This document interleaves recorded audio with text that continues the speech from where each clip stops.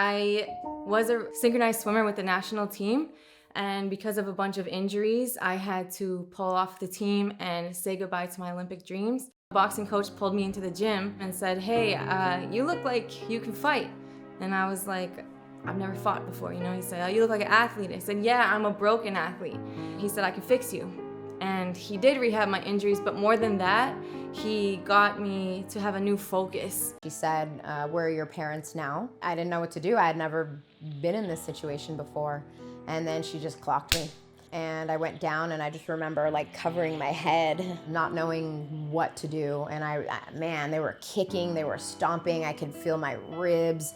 Then they were stomping on my chest, stomping on my face, on my arms, kicking. It was horrible. When I woke up, I was in someone's arms being carried to the nurse's office, I guess, at school. And I called my mom, and she answered the phone, and all I said was mommy. Like literally all I said was mommy. And she hung up the phone, and my handicapped mother, who was like on crutches and a walker or a wheelchair at the time, I don't even remember, drove her car, she wasn't supposed to be driving, and drove to the school. And I just remember hearing her yell, "Kita Maget, where the fuck are you?" And I just said, "Ah!" And so she heard my cry. And I remember she yelled at the nurse, like, "Get the fuck away from my daughter."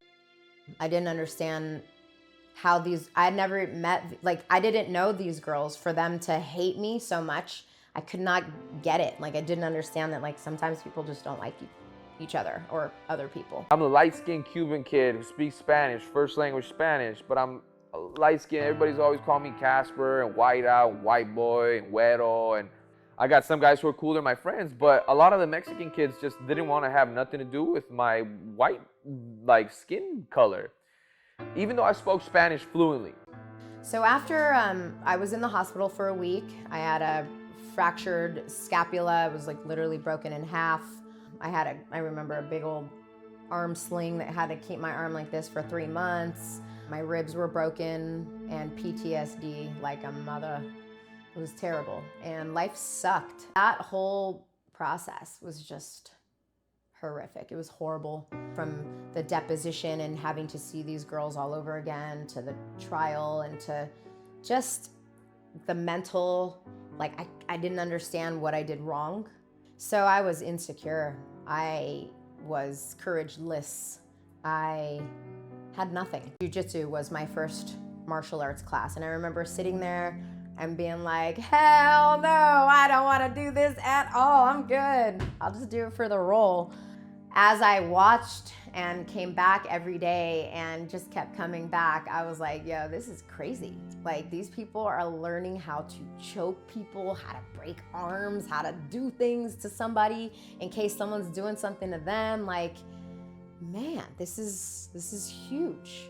I didn't partake. I just watched until I had enough courage to take the class, and then I just started taking it, and I was scared and I was intimidated, and I remember being like, ah, but it was fun, and it was exciting, and it was something very new and very uncomfortable. And at this point in my life, I was very keen on putting myself in uncomfortable situations so that I could start overcoming the fears and walls that I had built up over the last 15, 20 years.